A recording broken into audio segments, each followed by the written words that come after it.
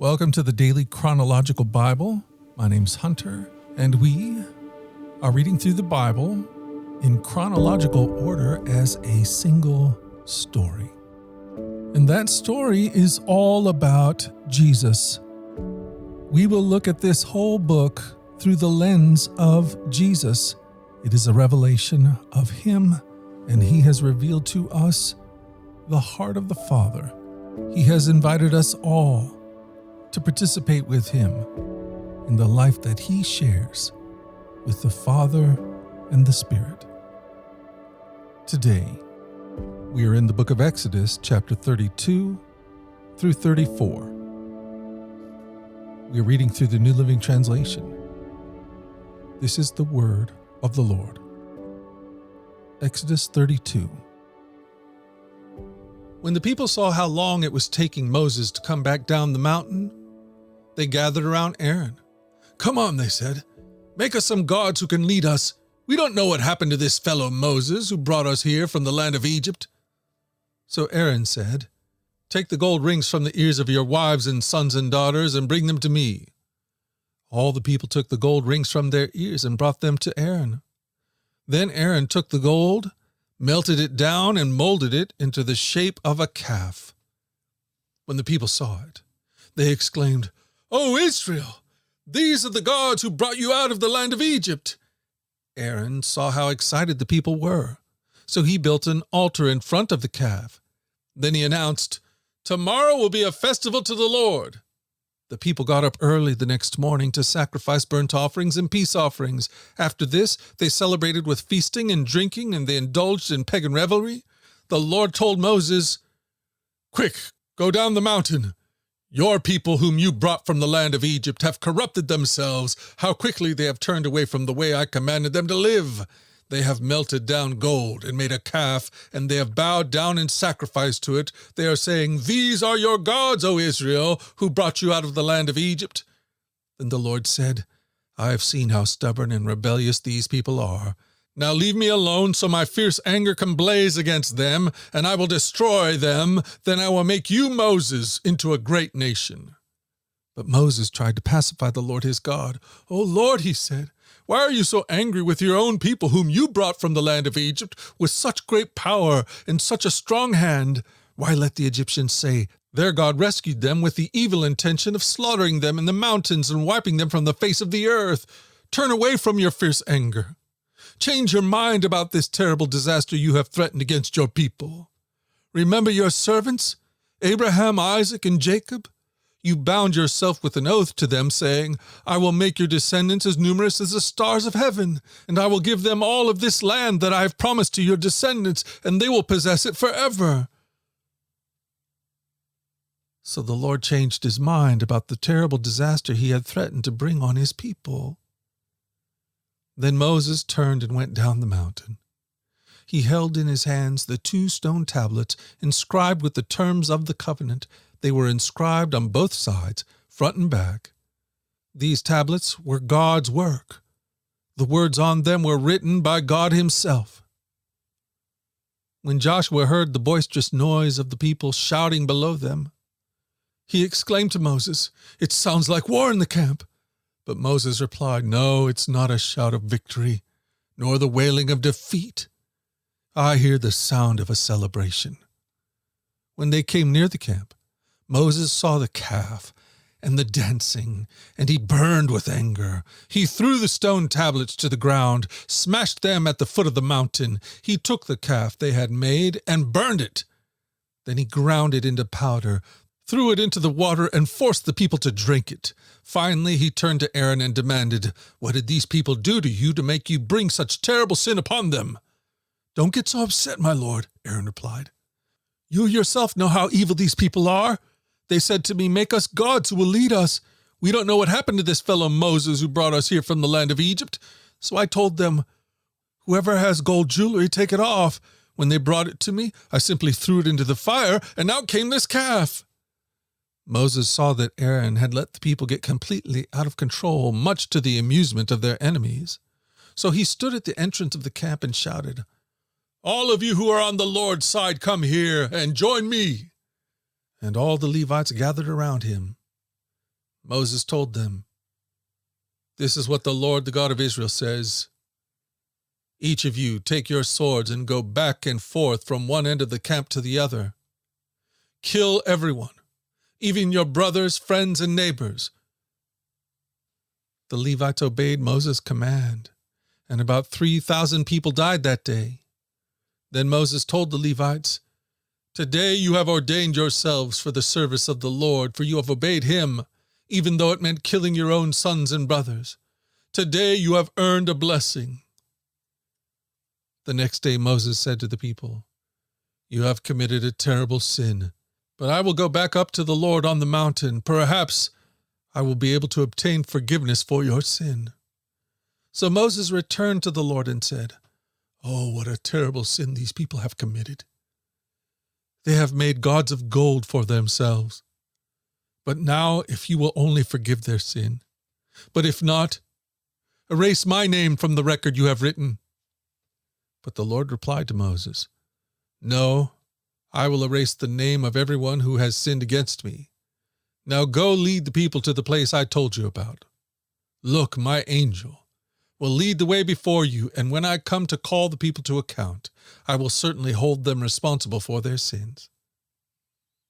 Then the Lord sent a great plague upon the people, because they had worshipped the calf Aaron had made. Exodus 33. The Lord said to Moses, "Get going, you and the people you brought from the land of Egypt. Go up to the land I swore to give to Abraham, Isaac, and Jacob. I told them, I will give this land to your descendants, and I will send an angel before you to drive out the Canaanites, Amorites, Hittites, Perizzites, Hivites, and Jebusites. Go up to this land that flows with milk and honey. But I will not travel among you, for you are a stubborn and rebellious people. If I did, I would surely destroy you along the way." When the people heard these stern words, they went into mourning and stopped wearing their jewelry and fine clothes, for the Lord had told Moses to tell them, "You are a stubborn and rebellious people. If I were to travel with you for even a moment, I would destroy you. Remove your jewelry and fine clothes while I decide what to do with you." So from the time they left Mount Sinai, the Israelites wore no more jewelry or fine clothes. It was Moses' practice to take the tent of meeting and set it up some distance from the camp. Everyone who wanted to make a request of the Lord would go to the tent of meeting outside the camp. Whenever Moses went out to the tent of meeting, all the people would get up and stand in the entrance of their own tents. They would all watch Moses until he disappeared inside. As he went into the tent, the pillar of cloud would come down and hover at its entrance while the Lord spoke with Moses. When the people saw the cloud standing at the entrance of the tent, they would stand and bow down in front of their own tents. Inside the tent of meeting, the Lord would speak to Moses face to face, as one speaks to a friend. Afterward, Moses would return to the camp, but the young man who assisted him, Joshua son of Nun, would remain behind in the tent of meeting. One day Moses said to the Lord, "You have been telling me, take these people up to the promised land, but you haven't told me whom you would send with me. You have told me I know you by name and I look favorably upon you. Is it true that you look favorably on me? Let me know your way so I may understand you more fully and continue to enjoy your favor. And remember that this nation is your very own people." The Lord replied, "I will personally go with you, Moses, and I will give you rest. Everything will be fine for you." Then Moses said, "If you don't personally go with us, don't make us leave this place. How will anyone know that you look favorably on me and on your people, if you don't go with us? For your presence among us sets your people and me apart from all the other people on the earth." The Lord replied to Moses, "I will indeed do what you have asked, for I look favorably on you, and I know you by name." Moses responded, "Then show me your glorious presence." The Lord replied, "I will make all my goodness pass before you, and I will call out my name Yahweh before you, for I will show mercy to anyone I choose, and I will show compassion to anyone I choose. But you may not look directly at my face, for no one may see me and live."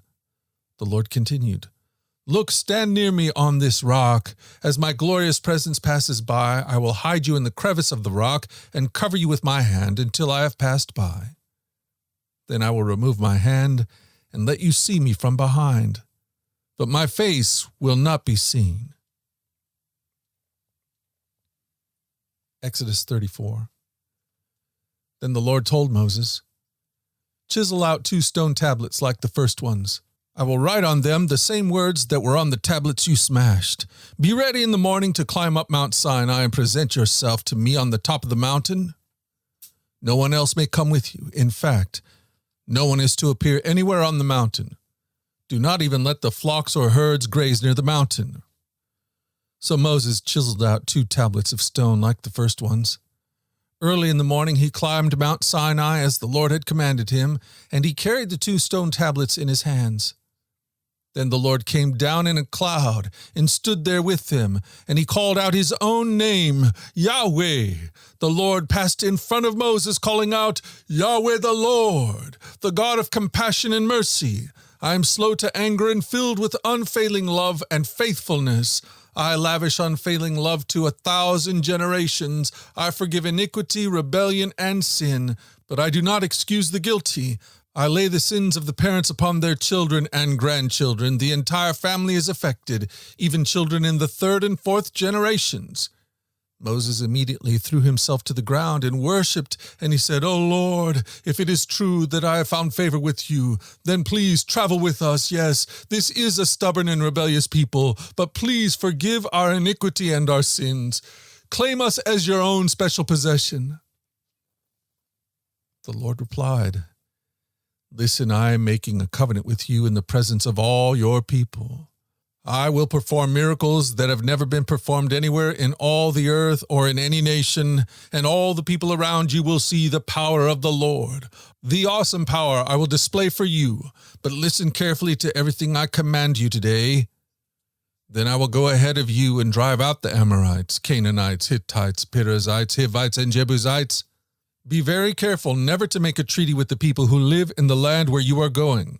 If you do, you will follow their evil ways and be trapped. Instead, you must break down their pagan altars, smash their sacred pillars, and cut down their Asherah poles. You must worship no other gods, for the Lord, whose name is jealous, is a God who is jealous about his relationship with you. You must not make a treaty of any kind with the people living in the land. They lust after their gods, offering sacrifices to them. They will invite you to join them in their sacrificial meals, and you will go with them. Then you will accept their daughters who sacrifice to their gods as wives for your sons, and they will seduce your sons to commit adultery against me by worshiping other gods. You must not make any gods of molten metal for yourselves. You must celebrate the festival of unleavened bread. For 7 days the bread you eat must be made without yeast, just as I commanded you. Celebrate this festival annually at the appointed time in early spring in the month of Abib, for that is the anniversary of your departure from Egypt. The firstborn of every animal belongs to me, including the firstborn males from your herds of cattle and your flocks of sheep and goats. A firstborn donkey may be bought back from the Lord by presenting a lamb or young goat in its place, but if you do not buy it back, you must break its neck. However, you must buy back every firstborn son. No one may appear before me without an offering. You have 6 days each week for your ordinary work, but on the 7th day you must stop working. Even during the seasons of plowing and harvest, you must celebrate the festival of harvest with the first crop of the wheat harvest and celebrate the festival of the final harvest at the end of the harvest season. 3 times each year, every man in Israel must appear before the sovereign, the Lord, the God of Israel. I will drive out the other nations ahead of you and expand your territory, so no one will covet and conquer your land while you appear before the Lord your God 3 times each year. You must not offer the blood of my sacrificial offerings together with any baked goods containing yeast, and none of the meat of the Passover sacrifice may be kept until the next morning. As you harvest your crops, bring the very best of the first harvest to the house of the Lord your God. You must not cook a young goat in its mother's milk. Then the Lord said to Moses, Write down all these instructions, for they represent the terms of the covenant I am making with you and with Israel. Moses remained there on the mountain with the Lord 40 days and 40 nights. In all that time he ate no bread and drank no water, and the Lord wrote the terms of the covenant, the 10 commandments, on the stone tablets. When Moses came down Mount Sinai carrying the 2 stone tablets inscribed with the terms of the covenant, he wasn't aware that his face had become radiant because he had spoken to the Lord. So when Aaron and the people of Israel saw the radiance of Moses' face, they were afraid to come near him. But Moses called out to them and asked Aaron and all the leaders of the community to come over, and he talked with them. Then all the people of Israel approached him, and Moses gave them all the instructions the Lord had given him on Mount Sinai. When Moses finished speaking with them, he covered his face with a veil. But whenever he went into the tent of meeting to speak with the Lord, he would remove the veil until he came out again. Then he would give the people whatever instructions the Lord had given him, and the people of Israel would see the radiant glow of his face. So he would put the veil back over his face until he returned to speak with the Lord.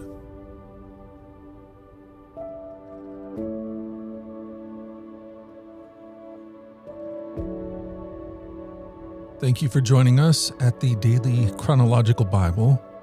You can find out more about our other podcasts at dailyradiobible.com, where people from all around the world come to join us in this journey through the Scriptures, where we allow the Scriptures to point us to the God who is love, the God revealed to us fully in Jesus.